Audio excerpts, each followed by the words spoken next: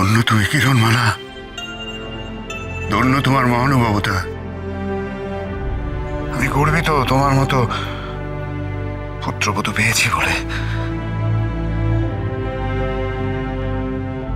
এসো আমরা রাজপ্রাসাদে যাই। হ্যাঁ, কুমার বড় ক্লান্ত, ওদের বিশ্রামের প্রয়োজন।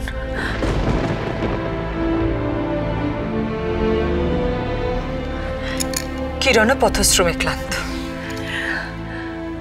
আমাকে ক্লান্তির ভান করতে হবে, তাহলেই আমার শ্রান্তি দূর করতে, আমার বাসনার তৃষ্ণা নিবারণের জন্য এরা কিরণকে আমার কাছে পাঠাবে। আমি বড্ড ক্লান্ত মা।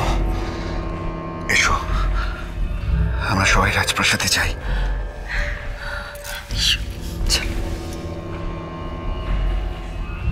জয় মহারাজ বিক্রম সিংহের জয়, জয় মহারাজ বিক্রম সিংহের জয়, জয় কুমার পৃথ্বীরাজের জয়, জয় মহারাজ বিক্রম সিংহের জয়, জয় মহারাজ বিক্রম সিংহের জয়, জয় রাজকুমার পৃথ্বীরাজ সিংহের জয়, জয় রাজকুমার পৃথ্বীরাজ সিংহের।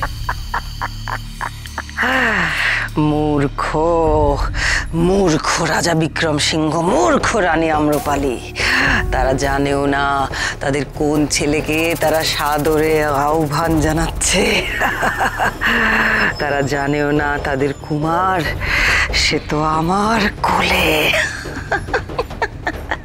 একবার কুমার রূপে ডঙ্কার অমৃতনগরীর রাজপ্রাসাদে প্রবেশ করুক, সমস্ত অশুভ শক্তি, সমস্ত যা কিছু অশুভ আছে সব অমৃতনগরীকে গ্রাস করবে। ও ও আমাদের কুমার, কুমার তো অমৃতনগরী, অমৃতের রক্ষক, শুভর বাহক। সে ফিরে এলে সমস্ত অশুভ লক্ষণ কেটে যাওয়ার কথা। সমস্ত অমৃত নগরীর কোনায় কোনায় শুভ আগমনের ইঙ্গিত বয়ে যাবে। কই কই আমি তো সেসব কিছুই লক্ষণ দেখছি না। আর আমার গণনা স্পষ্ট বলছে কুমারের আগমন ঘটেনি। আমার গণনা কখনো মিথ্যে কথা বলে না, ভুল বলে না। আচ্ছা আচ্ছা, তাহলে কুমার ফিরে এলো কি করে? তবে কি আমি কোনো ভুল করছি? আমার গণনায় কোনো ভুল হচ্ছে? ও নাকি মানুষটাই ভুল?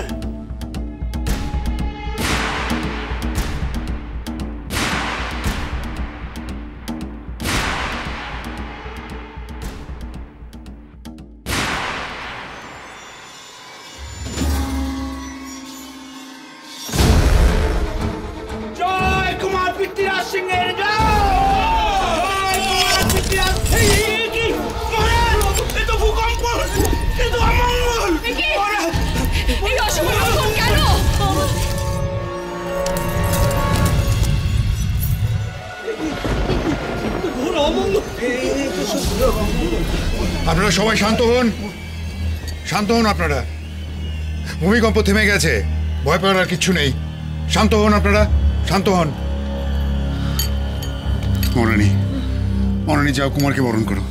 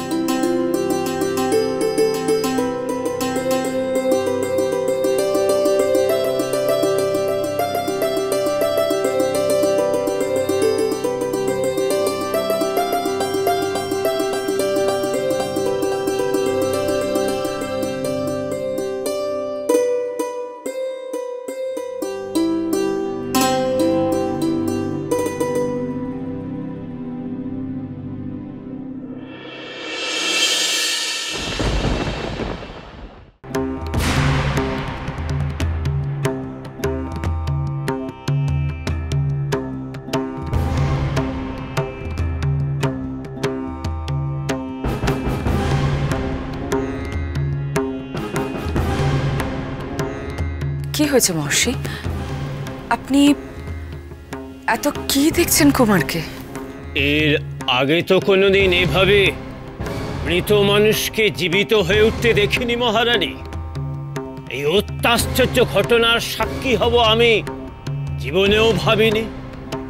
তাই দুচোখ সার্থক করে কুমারকে দেখছি আর চিনে নেবার চেষ্টা করছি মহারানী, ও আসল না নকল। মহর্ষি, আমি আজই কুমারকে আবার যুবরাজ পদে অভিষিক্ত করতে চাই, আর কিরণমালাকে যুবরানী হিসেবে। তাই আমি আপনার আজ্ঞা চাইছি।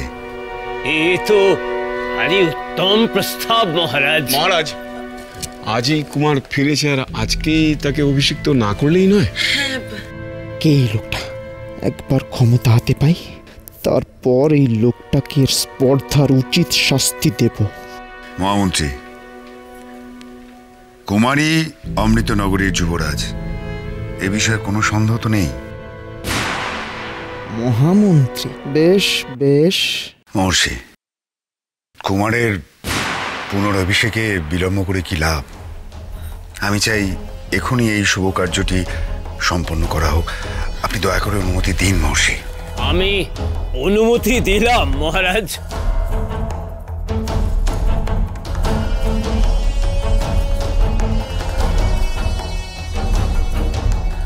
এই মঙ্গলমালা যুবরাজের গলায় পরিয়ে আমি অভিষেক সুসম্পন্ন করতে চাই। এই মালার বৈশিষ্ট্য হলো এই মালা নিজে উড়ে গিয়ে যোগ্য উত্তরাধিকারীর গলায় স্থান গ্রহণ করবে।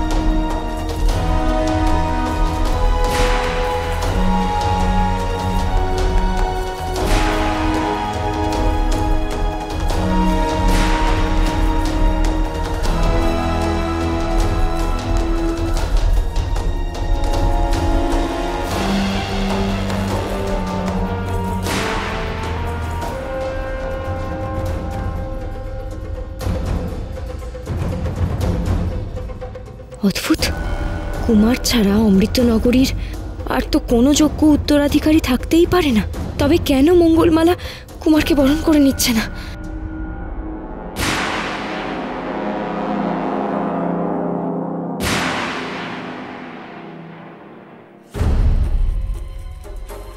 এ কি হচ্ছে মহর্ষি? এ কি হচ্ছে? আমার মনে হয় কোনো অশুভ শক্তি কুমারের অভিষেকে বাধা দিচ্ছে।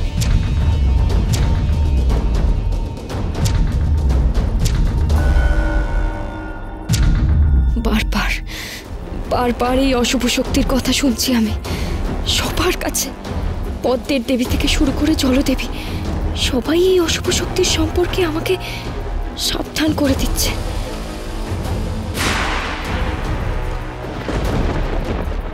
আমি তোমার স্বামী কিরণমালা, সুতরাং তুমি কি করবে না করবে সে ব্যাপারে মতামত দেওয়ার আমার সম্পূর্ণ অধিকার আছে। কিরণমালার কর্মের সিদ্ধান্ত নেওয়ার অধিকার কেবলমাত্র কিরণমালারই আছে। আমি যখন ঠিক করেছি আমি ব্রত পালন করব, তখন করবই। কেউ আমাকে বাধা দিতে পারবে না। কুলদেবতার পুজো না দেওয়া অবধি আমরা আমাদের দাম্পত্য জীবন শুরু করতে পারবো না।